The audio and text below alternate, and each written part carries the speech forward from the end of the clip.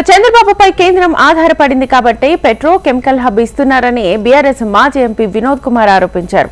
తెలంగాణ నుంచి 8 మంది బీజేపీ ఎంపీలు గెలిచారని, అయినా ఇక్కడి ప్రజలకు మొండి చేయి చూపిస్తున్నారని విమర్శించారు.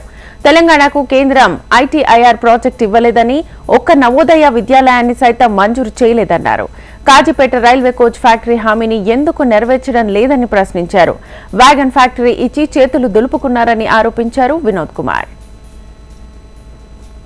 నాయుడు గారు పై ఆధారపడ్డారు కాబట్టే ఇవాళ మేము అక్కడ ఇస్తాము. మరి ఇక్కడ మేము మీ పైన ఆధారపడలేదు కదా అని అనుకుంటుంది ఆ బీజేపీ పార్టీ. తెలంగాణ ప్రజలు కూడా 8 మంది ఎంపీలను గెలిపించారు కదా మీ పార్టీకి, బీజేపీ పార్టీకి. పోనీ దీని గురించి గత 10 సంవత్సరాల నుంచి పార్లమెంట్లో మా పార్టీ తరఫున చాలాసార్లు మాట్లాడినాం. ఆంధ్రప్రదేశ్ రాష్ట్రానికి ఇవ్వబోతున్నటువంటి ఈ పెట్రో రిఫైనరీకి ఇచ్చే సందర్భంలో తెలంగాణ ప్రజలకు మొండి చేయి చూపిస్తారా?